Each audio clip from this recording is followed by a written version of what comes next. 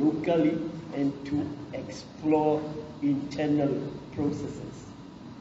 And on that note, that is the very thing, that is the subject now that Mrs. Tjitunga would expound on as to what are the various options internally that we could look at. Because Mr. Chumbubi also mentioned the possibility of an act of parliament on genocide. On that note, I will now hand it over to Ms. Tjitunga to navigate us through the various options that we might have in terms of the internal processes that we can follow in order to enhance the campaign for reparations. Ms. Tjitunga, the floor is yours. Thank you. Thank you, Mr. Shea. Let me start by introducing myself. I know that most of the Namibians know me. Maybe they've heard about my name or they have seen me. My name is Naomi Tjitunga. I'm a specialist in the field of public policy and good governance. So I'm here in my capacity as one of the leaders of the organization that has organized this event, which is referred to as Otjisuta Otjetu Oveni. All right, so now, yes, I'm not really going to be long because most of the things that I was supposed to have touched have already been said by the previous speakers. Mr. Kawesa has already touched on the objectives of Otjisuta Otjetu Oveni, indicating the purpose of why the institution was established. Mr. Shambumbi has very well articulated on the joint declaration, which is currently the bone of contention in the public arena. So, as a public policy specialist, I would only touch on a small item, which is the importance of trying to legalize or institutionalize the motion 2006, which has not really been institutionalized as such or properly. And I would first look at how institutionalization of motions is done in Parliament, looking at how many other acts of Parliament have been enacted for the reason of addressing problems within a society. Right. My topic reads as follows: the Namibian parliamentary activities in relation to the 2006 motion on genocide. That is the title of my talk. So therefore, I'll be looking at what has the Namibian government done with regard to this motion, or what are they supposed to have done in order for it to become a law. The first thing that I will have to indicate to people is who is called the Namibian Parliament. If I'm to talk about the Namibian Parliament, who is this Parliament? There are people who do not know what are the functions of the Parliament and why it came into being and how it did. Okay? So therefore, I would have to indicate to you people that Parliament is the supreme legislative body of Namibia, or it is the supreme legislative body of any given democratic society or democratic government. Therefore, it is a supreme lawmaking legislative body, in a sense that it got its mandate from the Constitution, which is the supreme law of the government. So if we look in chapter 7 of the Constitution, Article 44, it is indicated that the Namibian Constitution gives Parliament a mandate to make laws. So the laws of the country are made in Parliament. And they have the right to do that. They've given the right by the supreme law, which is the Constitution. Let me mention an example of some laws that have been made in Parliament. There are quite many since independence, but I'm just going to mention, but not just a few. Okay, the Bank of Namibia Act 20 of 2022, Act 1 of 2022, Banking Institutions Act of 1998, Bills of Exchange, Biosafety Act, and so forth. A lot of acts are being made in Parliament. They are being enacted in Parliament. Okay?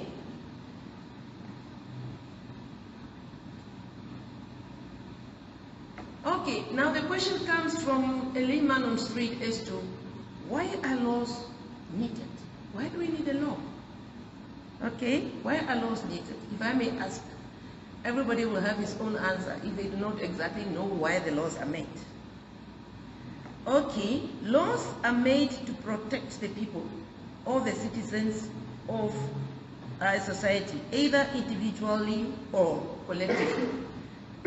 So the law is laid to protect the individuals in the society, collectively or individually. Okay? Laws protect the general safety and ensure our rights as citizens against abuse by other people, by organizations, and by the government itself. Because at times, government can also abuse our rights. So laws are there to protect us against abuse. Okay, so now I'm getting to the point of who has the right to propose a law that has to be made. The cabinet, line ministries, government departments, members of parliament, non-governmental organizations like Otjisuta. As we are sitting here, we deserve the right to propose that government has to come up with a law. And private citizens, an individual person deserves the right to submit a proposal for a law to be enacted. Okay, now what happened in the absence of a law? What happens? What happens is the absence of the law leads to anarchy.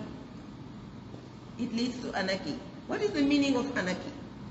Anarchy is a state of disorder due to the absence of a controlling system. So if there is no controlling system, things happen left, right, and center without really being framed or being properly controlled.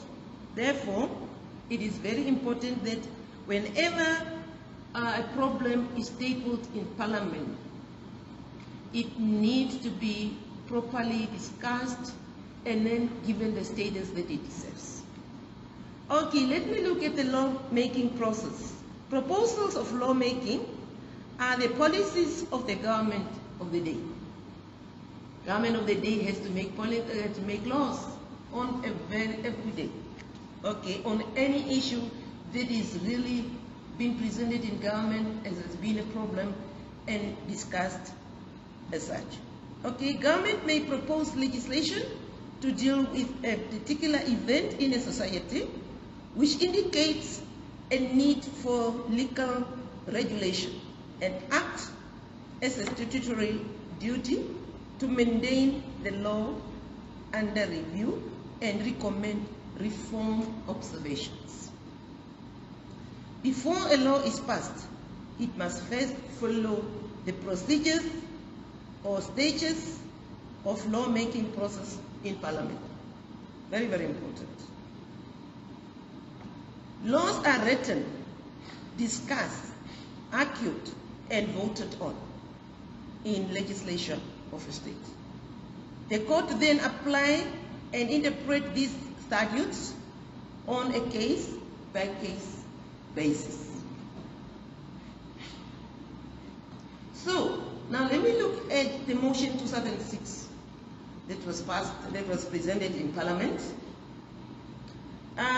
We refer to this motion as the motion 2006 due to the fact that it was tabled that year in Parliament. Okay? So it was tabled by the late Nutu President, Honorable Dr. Kwaimari Wafo. Parliament discussed, accepted, and adopted the motion. It was given proper attention. It was discussed, it was accepted, it was adopted. But what happened after? After the adoption of the motion, government appointed a special envoy and a technical committee to assist him in the negotiation. I'll come to that. What do we call such a process? What do we call such a process? Such a process is called an ad hoc approach to a problem or to a motion. That was very much ad hoc in the sense that they have appointed committees. A committee can be dissolved at any time, so a committee does not really have any legal status. It can be dissolved at any time. Therefore, the approach was very much ad hoc. Okay, why do we say that? There was a lack of legislative backing. Just as we have already mentioned earlier on, no act of parliament or no law was made in order for the implementation of this motion to be a success. Okay, this motion 2006 remains a motion up to now. How many years now? More than 10 years down the line, we still have a motion. So Parliament did not do anything to it. It remains a motion until when? So we need to know that. Therefore, there is a need for a proper institutionalization of the motion 2006. Institutionalization. I don't want to go deeper in explaining what it means to institutionalize a motion. We must just make a law first. After we have had the law, that's when we can have the institutional capacity that will handle that particular law. Okay. What I'm trying to say from my own observation and own opinion as an analyst, I would say Namibia cannot and will not move forward towards a better democracy unless considerable and deliberate efforts are made towards social justice in all spheres of life, including the fight for restorative justice of the people that have suffered at the hands of the Germans. There is a need to restore the dignity of these people. There is a big need for that. To quote what the former president of the US has said some time ago, Barack Obama, governments that respect the will of their own people are more prosperous, more stable, and more successful than governments that do not. Okay, let me repeat that again. Barack Obama said, governments that respect the will of their own people are more prosperous, more stable, and more successful than governments that do not.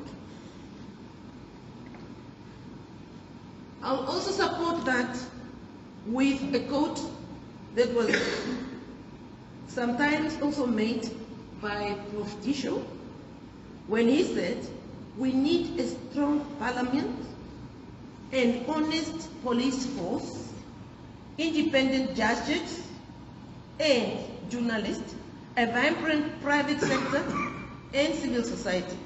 Those are the things that give life to democracy, because that is what the people vote for.